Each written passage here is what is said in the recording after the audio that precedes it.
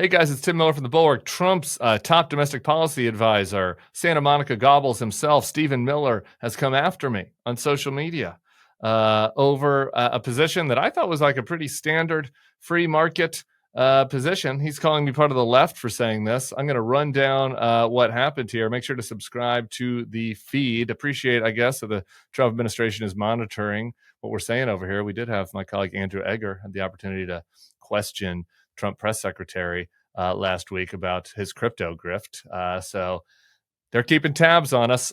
Here's what happened. They made the announcement this morning about the deal with China, where we've de-escalated the trade war down to 30% tariffs, which is a 20 percentage point higher rate than we were paying before Trump came in on tariffs from China. It is significantly lower than the insane 145% total trade embargo that we had with China. So I wrote this about it. Yay. So happy that we'd be paying 20% higher taxes on all Chinese goods in exchange for nothing. Great victory, Chairman Trump. Art of the deal. I wrote in Chinese lettering.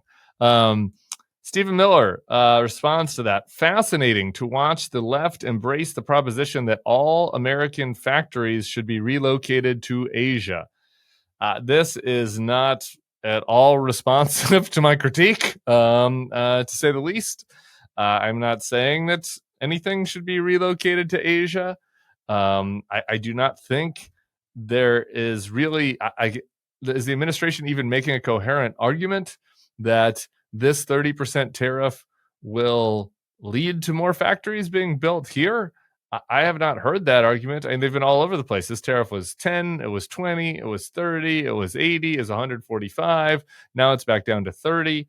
Like the idea that just this madness and this uncertainty and this like random, like putting your finger in the wind and deciding what the tariff rate should be today is the way to get American factories to be built here in America is just insane. I mean, it's totally against reality. And you could maybe make some arguments that we could do some targeted tariffs on specific industries on China, and that we could have incentives here, and we could create some stability and give manufacturing businesses some confidence they could be built here. Like that's a sane industrial policy. We can argue about the merits of that.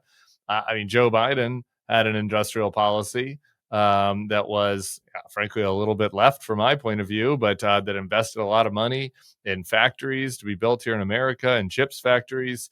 So that is one path to building factories here. And there are a lot of different various policy levers that could be pulled to encourage manufacturing here.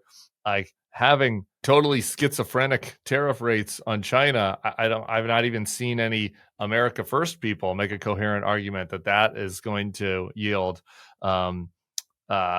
more American factories coming here. But really, like the funniest thing in here is that like this is Stephen Miller saying that I'm on the left now, I guess. I don't take that as an insult if the right is Donald Trump. But Stephen Miller saying that I'm on the left because I opposed this 30% tax they're putting on working Americans, on the people that they say are their base, the forgotten man. Who is going to pay that 30% tariff on goods coming into America? It's going to be mothers and fathers, parents, who are going to have to pay more for their strollers and their car seats.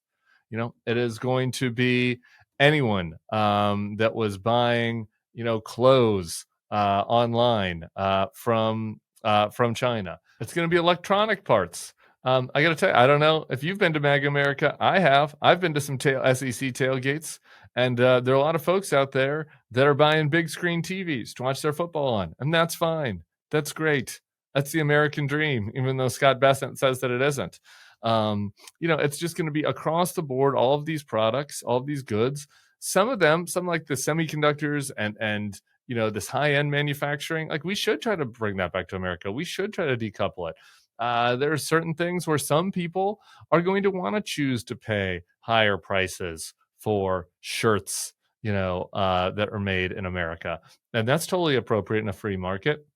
But it's people whose budgets are tight, who need to buy household goods, clothes, electronics, and the prices on all of those goods are going to be more expensive for them. It is going to be a lot of these, companies that do manufacturing that are going to be paying higher prices on the parts or the components of their product that come from China. So it's like everybody's going to be punished. And this is one of the biggest tax increases in American history that is being put in place by a Republican White House.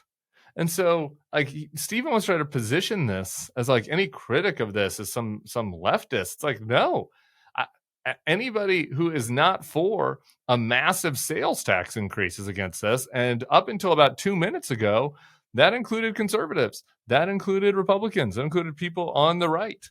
It includes Rand Paul, libertarian Rand Paul, who's been the one principled person talking about this over in the Senate Republican conference. So kudos to him. So I guess, I don't know, is Rand Paul a leftist now? Are me and Rand Paul leftists because we don't want a random 30% increase on Chinese goods with no actual strategy associated with it? With no plan to, invest in America to offset it, with no real decoupling plan. Like, it's just like this is like it's like a shit throwing monkey, like throwing shit at the wall and being like, ugh, 30, 80, 140. Like, this is not industrial policy. This is not economic policy. This is not conservatism. It's nothing. It's a narcissistic buffoon emoting, and his little henchman, Stephen Miller, his little Gollumish henchman, like defending whatever he does, whatever the dear leader does, as something that it is necessary to support to stay in good standing inside the cult, inside the right. And so, yeah, guess what? Not a member of the cult. Not interested in signing up for that, Stephen Miller. I'm able to assess the merits of your policies, outside of the construct of, whatever dear leader does is good. And I assess this policy.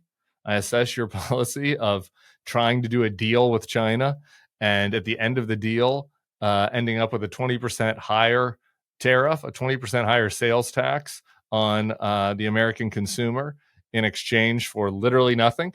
Literally nothing. That has been your art of the deal. We're ensuring that people pay 20% more on goods they get from China on the one side, and on the other side, we get nothing. That's the deal.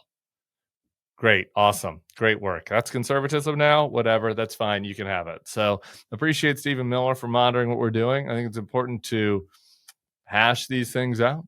It's important for people out here in the YouTube world to hear and assess for themselves. Do they think that, the Trump administration's policy of charging a 30% tariff on the stroller that you want to buy, do you think that is a winner in service of some unclear future machine manufacturing plant? If that's the deal you want, that's fine. I'm not for that. I don't think that we should have an additional 30% tax on products coming from China in exchange for nothing. I think that's a very bad deal. I think it's a very stupid deal. I don't think it puts one on the left to believe that, but it certainly puts one in opposition to this administration and the really ludicrous and harmful economic policies they've been putting forth, on top of the cruel and dehumanizing and un-American immigration policies that Stephen Miller has been central to. So I embrace your ire, Stephen. I think being on the wrong side of Stephen Miller means that I'm on the right side of a lot of things these days. So appreciate your feedback. Everybody else, subscribe to the feed. We'll be monitoring what's happening, and we'll be talking to y'all soon.